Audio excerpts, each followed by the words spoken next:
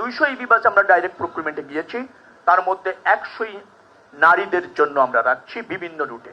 তার মানে হচ্ছে রুট আরো বাড়ছে, বাসের সংখ্যা বাড়ছে, নারী বাস পরিষেবা নিশ্চিত হচ্ছে, শুধুমাত্র এই 3 জেলায় নয়, অন্যান্য বিভাগেও।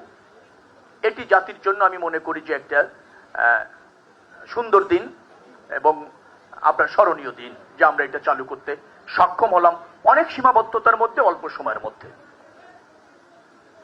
নারী ড্রাইভার এখানে একজন বক্তব্য রেখেছে, আমি গতকাল তার ভিডিওতে স্টিয়ারিং কিভাবে চালায় এটা একটু দেখেছি।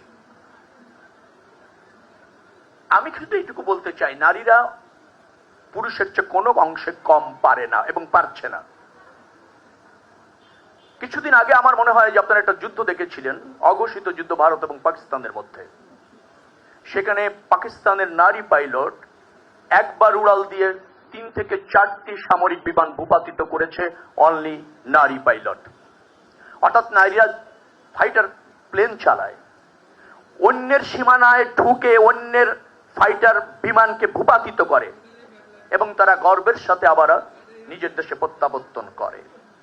সেই যুদ্ধে আমার যতটুকু ধারণা ভালো করতে পারছিল না বিদায়, তার কিছুটা ব্যর্থতার দায় যিনি নিয়েছিলেন তিনিও ছিলেন নারী পাইলট, 2 দেশেরই।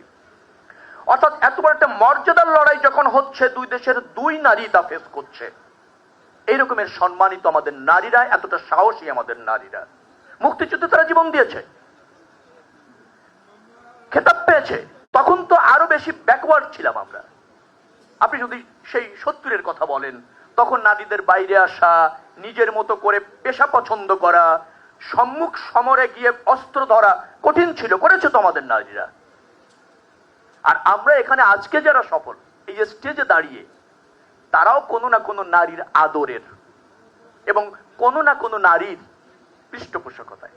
অর্থাৎ আমরা সেই নারীদের জন্য রাষ্ট্রীয় অর্থনীতি, রাষ্ট্রীয় ব্যবস্থাপনায় একটা নিরাপদ স্বস্তির যাতায়াত নিশ্চিত করতে চাই, সহ অবস্থান নিশ্চিত করতে চাই। সেই জায়গা থেকে এই উদ্যোগ, এটা এই সরকারের অঙ্গীকার এবং তা বাস্তবায়ন হতে চলেছে। আমি যেটা অঙ্গীকার করতে চাই, এই মন্ত্রণালয়ের মন্ত্রী হিসাবে বিআরটিসির চেয়ারম্যান এখানে আছেন, যোগাযোগ সচিব আছেন, যোগাযোগ প্রতিমন্ত্রী আছেন। চ্যালেঞ্জ যেটা হবে সেটা হচ্ছে এই সেবাটা উত্তর আরো কিভাবে মানসম্মত করা যায়, আরো কিভাবে নারী বান্ধব পরিবেশে নারী যাত্রীদেরকে উৎসাহিত করা যায়। যে লক্ষ্যে এটা আমরা আজকে উদ্বোধন করছি, সেই সেবাটা যাতে অব্যাহতভাবে ক্রমান্বয়ে সমৃদ্ধ হয়, সে ব্যাপারে আমাদেরকে ঢেলে সাজাতে হবে বিআরটিসি কে। অর্থাৎ অপারেশনে যারা থাকবেন তাদের মধ্যে অনেক পরিবর্তন যারা আছেন দরকার হবে, মননে এবং আপনার কর্মে। এট দ্য সেম টাইম যদি নারীদের জন্য এই যাত্রা বান্ধব বাস, স্পেশাল বাস, সেটা আমরাকে প্রতিষ্ঠিত করতে চাই। আমরা কিন্তু চাই না, অনেক উদ্যোগ এর আগে হয়েছে, মুখ থুবড়ে পড়ে গিয়েছে। এমনও হয়েছে অনড়ম্বর উদ্বোধন হয়েছে, 6 মাস গিয়ে আর অস্তিত্ব খুঁজে পাওয়া যায় নাই। সেটা এই সরকার হতে দেবে না। সেটা এই মন্ত্রণালয় কিন্তু কোনোভাবে সেই জায়গায় আবার আমাদেরকে ফিরে যেতে হয়, তা হবে না। যারা এখানে কর্মকর্তারা আছেন বিআরটিসির এবং যোগাযোগ মন্ত্রণালয়ের, ডেফিনেটলি আমি তাদের উদ্দেশ্যে বলতে চাচ্ছি, আজকে যে সেবাটা আমরা পাবো, 2 মাস পর এই সেবার মান আরো বাড়াতে হবে। আমি এই কারণে বলছি যে এক্সিস্টিং যে আমাদের লজিস্টিক সাপোর্ট এবং লোকবল আছে, তারা নতুন একটা ধারণার মধ্যে যাচ্ছেন। পরিপূর্ণভাবে প্রস্তুত নাও থাকতে পারেন, বাট প্রতিদিনই আপনাদেরকে এই যে ব্যবস্থাপনা, তার উন্নতি করতে হবে, যাত্রী বান্ধব করতে হবে, নিরাপদ করতে হবে।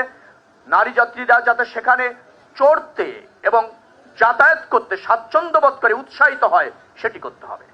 তার জন্য যা যা করা দরকার সরকার করবে এবং আমার এই মন্ত্রণালয় দায়বদ্ধ থেকে করবে। এই কারণে বলছি, আমাদের প্রচুর সাংবাদিক বন্ধুরা এখানে আছেন, নিশ্চয়ই তারা আশা করেন যে এই উদ্যোগটা যাতে টেকসই হয়। উদ্যোগটা সময় উপযোগী এবং প্রয়োজনীয়, কিন্তু এটাকে ধরে রাখা, টেকসই রাখা, সমৃদ্ধ করা, প্রসারিত করা, সেটা চ্যালেঞ্জ। কিন্তু সেই চ্যালেঞ্জ নেওয়ার জন্য এই মন্ত্রণালয় প্রস্তুত আছে, আমি সহ আমার টিম প্রস্তুত আছি। আশা করছি আপনারা আজকের যে উদ্যোগটা শুরু হতে চললো, সেটা দিন দিন প্রসারিত হবে, জনবান্ধব হবে এবং আপনাদের কর্তৃক অ্যাপ্রিসিয়েট হবে। আজকে যারা এখানে উপস্থিত হয়েছেন এই অনুষ্ঠানে, সবাইকে কৃতজ্ঞতা। আপনারা এই সরকারের অগ্রযাত্রার সাথে থাকুন এবং যেখানে ভুল ত্রুটি আছে আমাদেরকে শুধরে দিন।